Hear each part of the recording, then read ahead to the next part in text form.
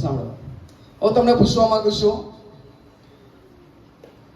કેટલા જણ એવું માનું છું કે વિશ્વાસ વગર મહિમા જોઈ શકતા નથી? વિશ્વાસ વગર ચમત્કાર જોઈ શકતા નથી એવા કેટલા જણ માનો છો? વિશ્વાસ વગર દેવનું મહિમા જોઈ શકતા નથી. સાંભળો સાંભળો, હું લાજરસ વિશે વાત કરવા માંગુ છું. જ્યારે લાજરસ ઈસુને ઘણો પ્રેમ કરતો અને ઈસુ તેને ખૂબ જ પ્રેમ કરતો. એક દિવસ લાજરસ માંદો પડ્યો અને ત્યારબાદ એ લાજરસ મરણ પામ્યો. મરિયમ માર્થાનો ભાઈ લાજરસની વાત કરું છું. આ વચન કેટલા જણ શીખ્યા છો? શીખ્યા છે આપણે આ જગ્યા પર લગભગ.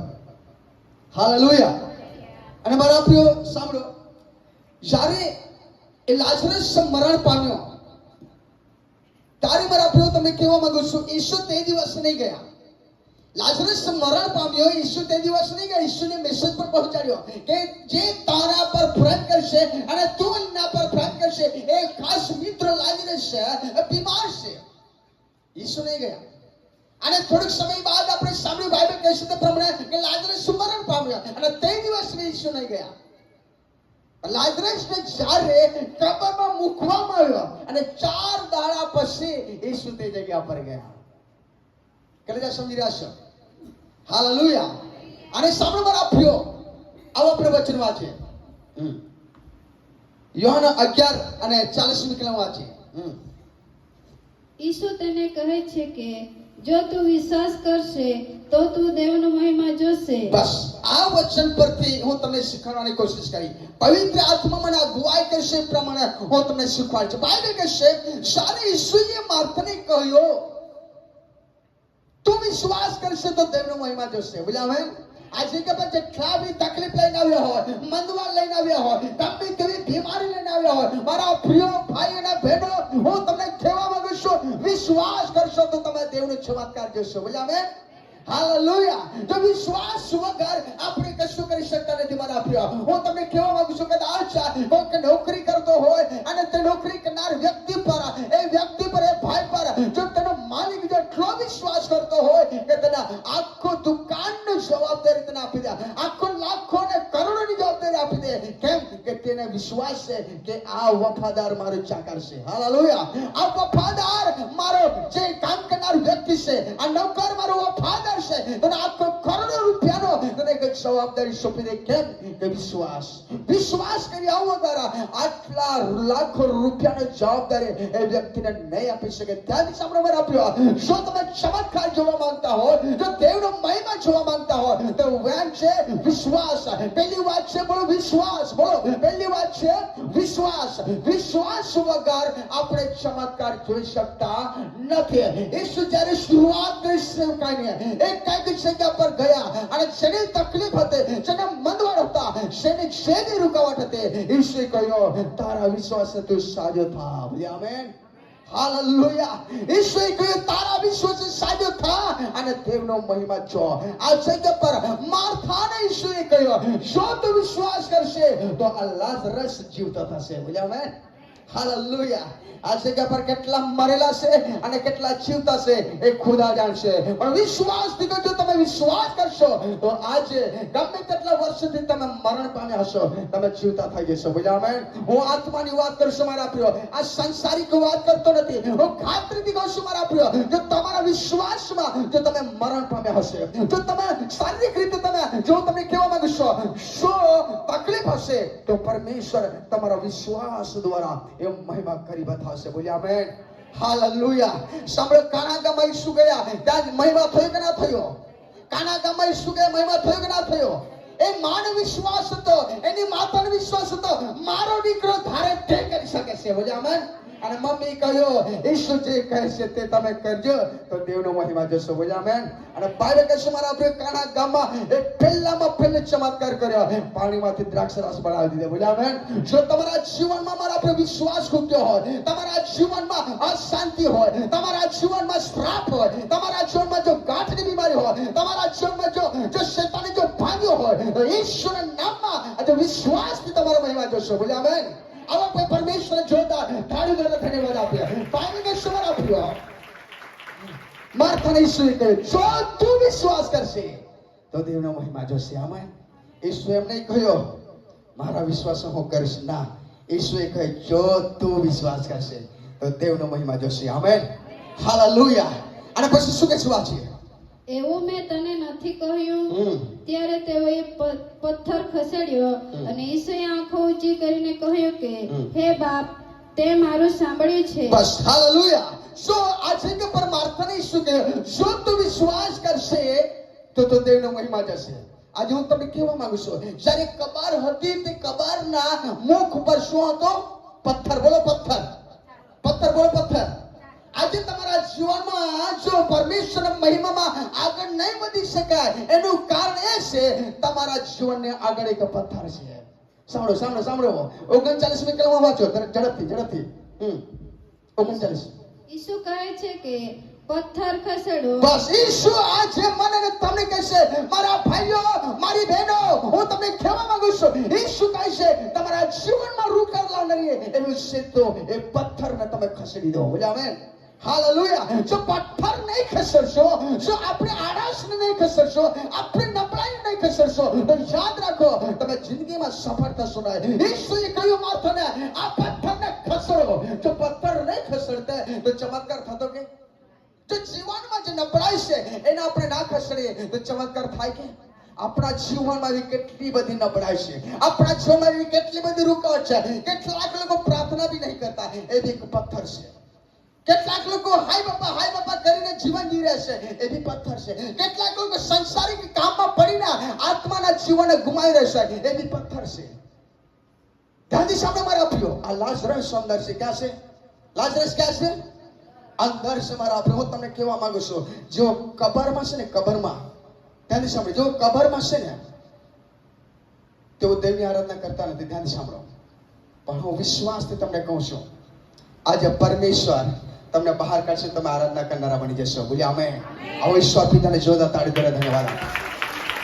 હાલેલુયા, બોલો હાલેલુયા, બોલો યેસુ મસીહ કી. મારા પ્રિય ઈસુ કે આ પથ્થરને ખસેડી દો. હું તમને કહેવા માંગુ છું, આ પથ્થર રૂકાવટ લઈ શકતો કે? ઈસુ ધારે તે એ પથ્થરને પીગળાવી દીધું તે જગ્યા પર, ચાલ લાઝરસ તું બહાર આવી જા. પણ આ પથ્થર શું બતાવે છે? આપણા જીવનમાં રૂકાવટ કરનારે એવું તુફાન, એવું જો પથ્થર બતાવી રહી છે, રૂકાવટ. સાંભળો સાંભળો સાંભળો. માર્થાને ઈસુએ કહ્યું આ પથ્થરને ખસેડો, અને ઈસુએ કહ્યું અને તેઓએ કર્યું. બોલ્યા આમેન.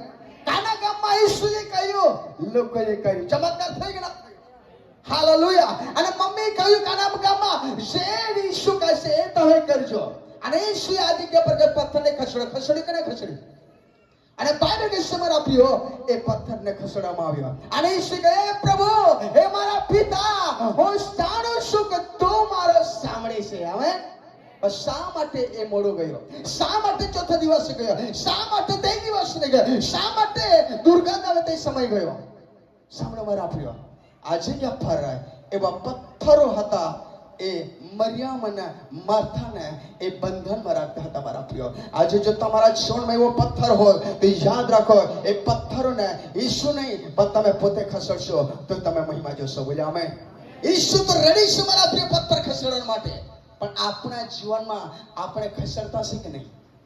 હું તમને પૂછવા માંગુ છું, કેટલા જણ પ્રાર્થના કરશો દરરોજ? પ્રાર્થના કેટલા જણ કરો છો? જો પ્રાર્થના નહીં કરતા, સમજો ઈસુ તમને કહેશે પથ્થરને ખસેડી દો.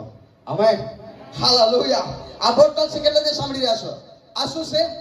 આ બોટલ છે. આની અંદર હું તેલ ભરવાની માટે કોશિશ કરું, પણ જ્યાં સુધી આ ઢક્કણ ખોલીને સાઈડ પર ના કરો ત્યાં સુધી તેલ ના ભરાઈ શકે. ઈસુ કહે છે આ ઢક્કણને તમે ખોલી દો. આમેન.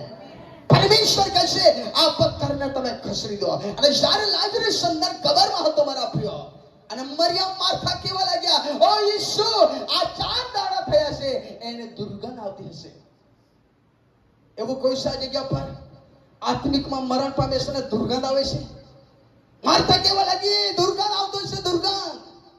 મારા પ્રિયો, આપણા માટે તાક છે. એ દુર્ગંધ પર ઈસુ એક કંઈક નાખવા માંગે છે. બોલ્યા આમેન, હાલેલુયા. સાંભળો સાંભળો સાંભળો. કદાચ મારા ભાઈઓ, મારી બહેનો, આપણે કપડા પહેરી છે ત્યારે કદાચ કોઈ કેવું સેન્ટ નાખીને આવતો સ્પ્રે, તાકી પશુને ના ગંધાય.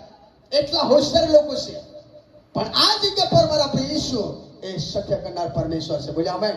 લાઝરસ અંદર હતો, 4 દાડા થઈ ગયા મારા પ્રિય. હું તમને કહેવા માંગુ છું, આત્મિક માંદવાન, આત્મિક માંદગી, આત્મિક મરણમાં જે લોકો જીવી રહ્યા છે મારા પ્રિયો, આજે જાગૃત થઈ ગયા. સમય બહુ ખરાબ આવી રહ્યો છે, એમાંથી આપણે બચી શકાય. ઈશ્વરે કહ્યું એ પથ્થરને ખસેડી દો. વાંચો નીચે. મરનારની બહેન માર્થા તેને કહે છે કે હા. પ્રભુ હવે તો તે ગંધાતો હશે, કેમ કે આજે તેને 4 દાડા થયા છે. બસ. કોઈ કેવો વિશ્વાસમાં મરણ પામે, ધ્યાનથી સાંભળો. કોઈ કેવો વિશ્વાસમાં મરણ પામે, કોઈ કંઈક પાપને કારણે તમે એવું તને ના કહેશો, આત્રેને જીવન નહીં મળશે. મારા પ્રિય, ઈશ્વરને કશું પણ અસંભવ નથી. આમેન. હાલેલુયા. તે ફરી પરમેશ્વરની પાસે આવીને દેવનો મહિમા જોઈ શકે છે. હાલેલુયા. અને 40 મિનિટ નીચે વાંચો, આપણે ઝડપથી વાંચીએ. યસ.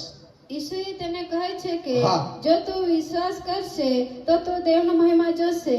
એવું મેં તને નથી કહ્યું? યા. ત્યારે તેઓએ પથ્થર ખસેડ્યો અને ઈસુએ આંખો ઊંચી કરીને કહ્યું કે યસ. હે બાપ, તે મારું સાંભળ્યું છે. બસ એટલો ઈશ્વરને વિશ્વાસ હતો. સાંભળો. હજુ તો ઈશ્વરે પ્રાર્થના નથી કરી, છતાં બી ઈસુ કહેશે, એ મારા બાપ, એ મારા પિતા, તે મારું સાંભળ્યું છે.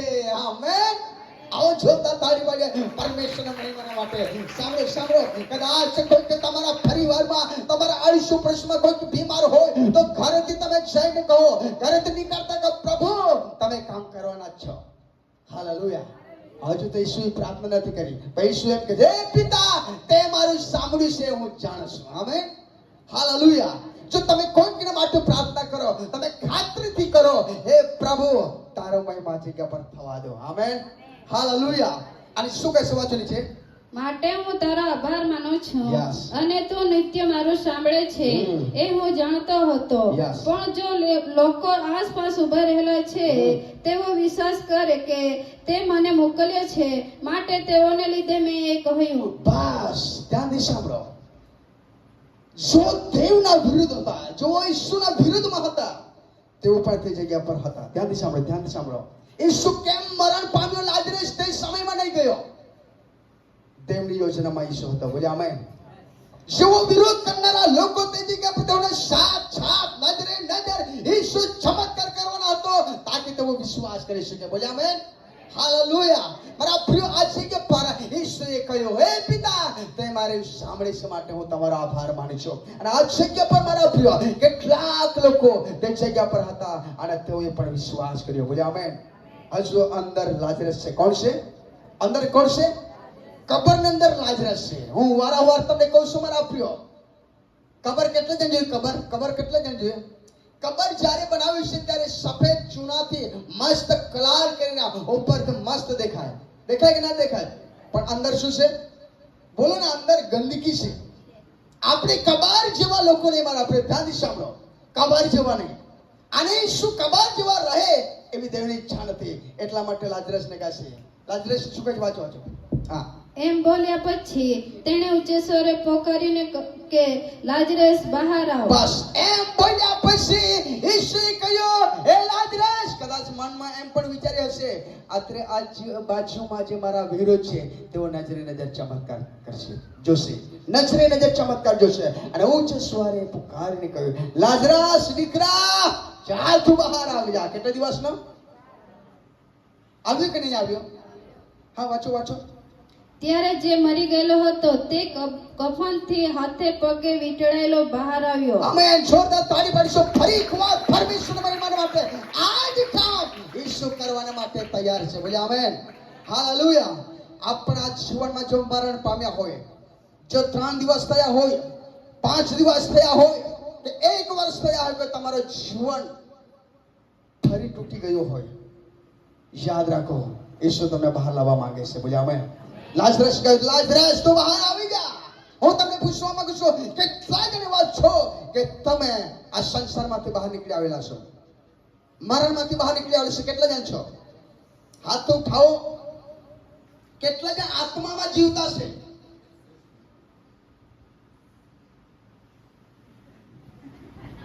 મારા પ્રિય, કંઈક તો તમે શીખી રહ્યા છો. ધ્યાનથી સામે ચૂકશો નહીં. લાજરસને શું કે, લાજરસ બહાર આવી જા. કારણ કે તારી બહેનો પણ કહેશે અત્યારે ગંધાતો હશે.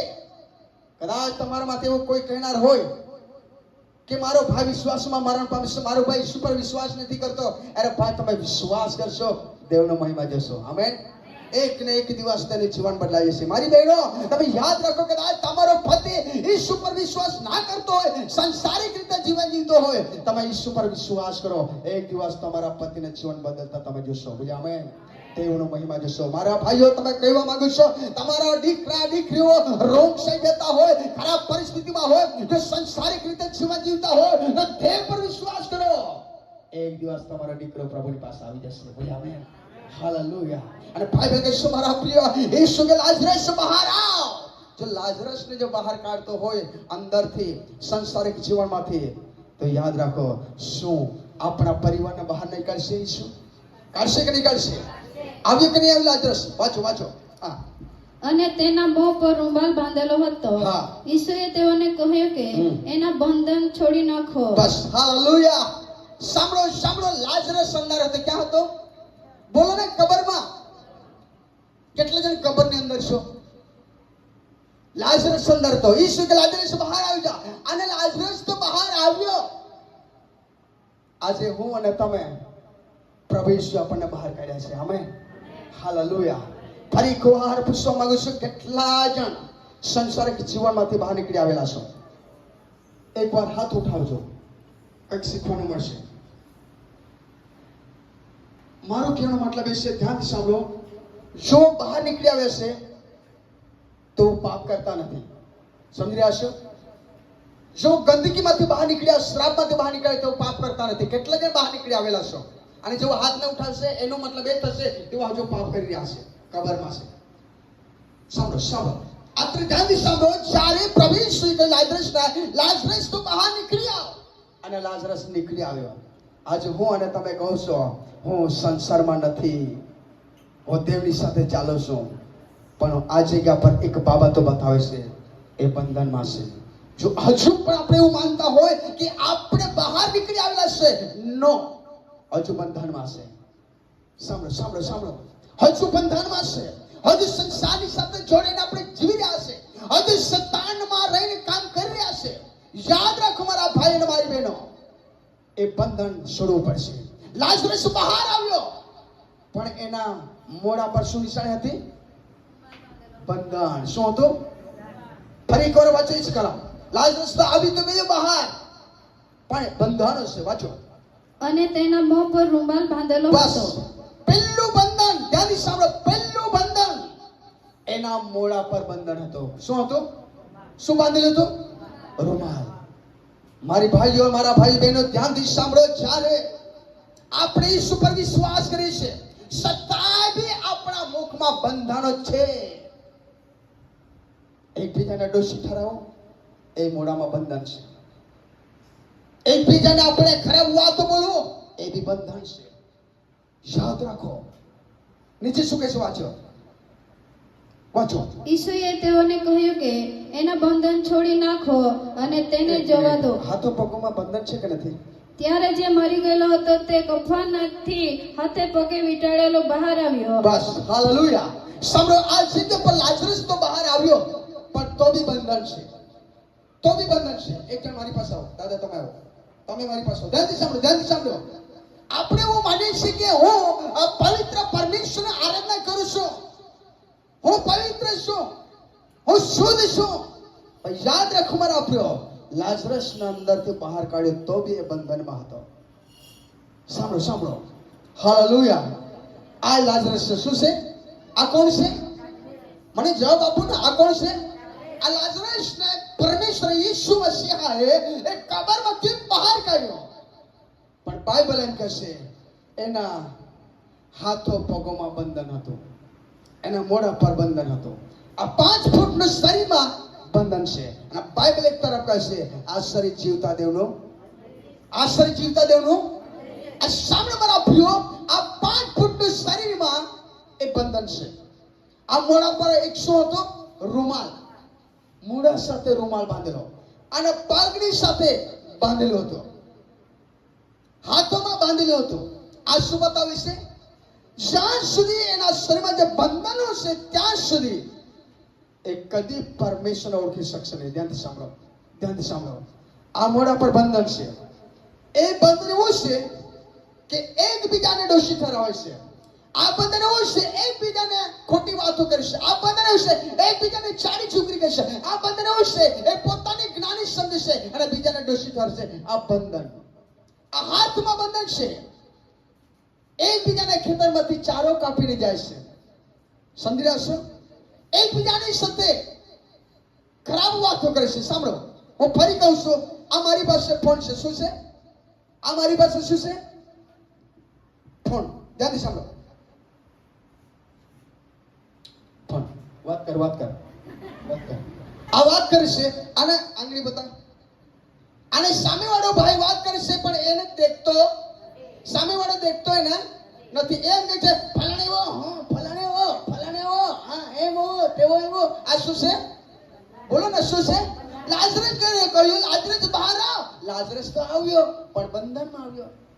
મોઢામાં બંધન અને હાથમાં મને કોઈ જોતું નથી. આ છે બંધન. અને પગમાં બી બંધન છે કે હાથો પગો વીંટાળેલો એ પગમાં બી બંધન. જ્યાં આપણે જવું નહીં ત્યાં આપણે જઈએ છીએ. એ બી બંધન. સમજી રહ્યા છો? બહેનો, બીજાની ખેતરમાંથી કેટલા જણ ચારો કાપો છો પૂછ્યા વગર? અને તે ચારો કાપવા માટે ખેતર સુધી કોણ પહોંચાડે છે? આ ભાઈઓ. એકબીજાની પાળ કોણ ખોદવા જાય? સમજી લેશો? એ બી બંધન છે. યાદ રાખો, એ બંધનને કારણે આપણે સફળ થઈ શકતા નથી. એ બંધનને કારણે આપણા આશીર્વાદ થઈ શકતા નથી. એ પથ્થર આપણી સામે છે અને જ્યાં સુધી ખસરશું નહીં, જ્યાં સુધી બંધન નહીં કરશું નહીં, ત્યાં સુધી આપણે સફળ થવાના નથી. હાલેલુયા. અને બાઇબલ કે સમર આપ્યો. ઈસુએ જોયો લાઝરસ તો બહાર આવ્યો. ઈસુએ જોયો લાઝરસ તો બહાર આવ્યો. ઈસુએ જોયો તો બી બંધનમાં છે. ઈસુને પસંદ ના પડ્યો. ઈસુને ગમ્યું નહીં. ઈસુ એવું જ ના રહેવા દો. દીકરા થેન્ક યુ, તમે આવી ગયા, આભાર. ના, ઈસુને એવું લાગ્યો આ બી બરાબર નથી. બહાર તો આવ્યો પણ આ બી બરાબર નથી. શું કહે છે? શું વાંચો? ઈસુએ તેઓને કહ્યું કે એના બંધન છોડી નાખો અને તેને જવા દો. બસ. હાલેલુયા. આ મોટામાં મોટો મર્મ છે મારા પ્રિય.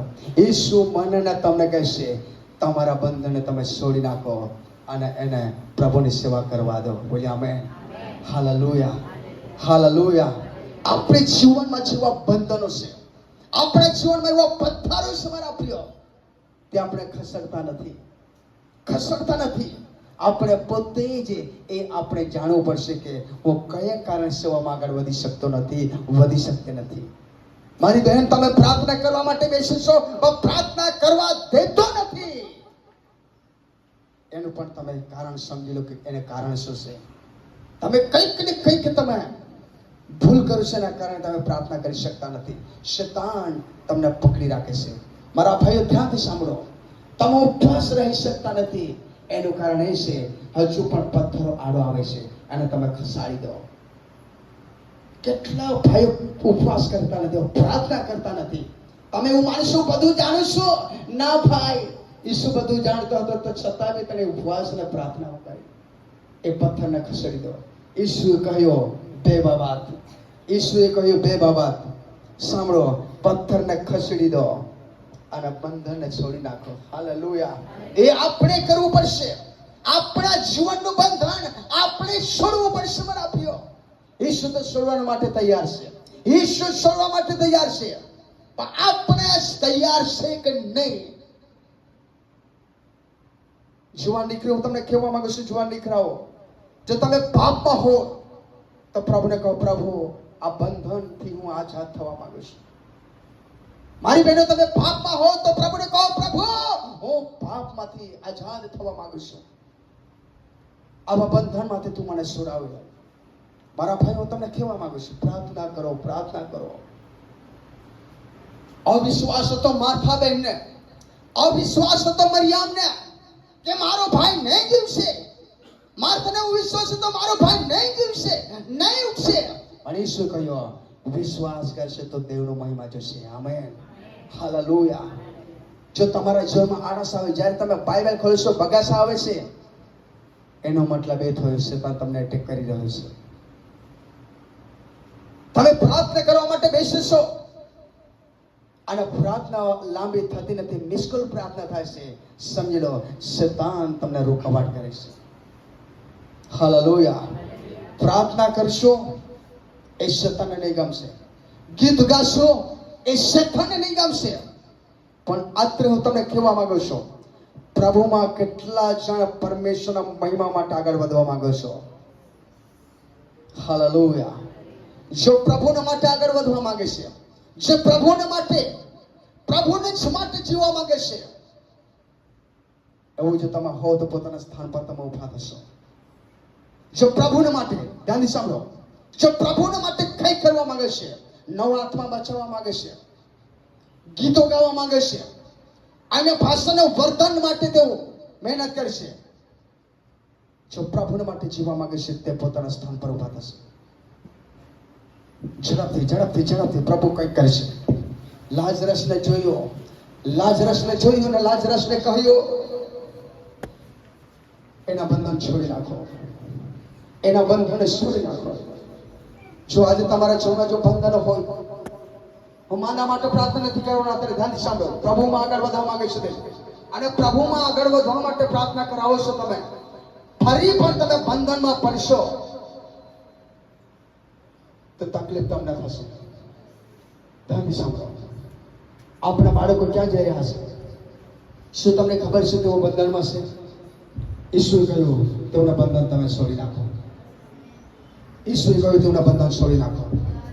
તમારો પતિ વેચાણમાં પડીને તમારી સાથે ઝઘડો કરે છે, ઈસુ કહે છે તમારા વિશ્વાસે તેઓના બંધન તમે છોડી નાખો. તમારા વિશ્વાસે તમે દેવનો મહિમા જોશો. તમારા દીકરાઓ તમારી સામે બોલે છે, મારી બહેનો, તમારા દીકરાને તમે સલાહ આપો છો, તમારી સામે બોલે છે, એની પાસે એની સામે એક ઓપ્શન છે, તમારો વિશ્વાસ. એક દિવસ તમે દેવનો મહિમા જોશો.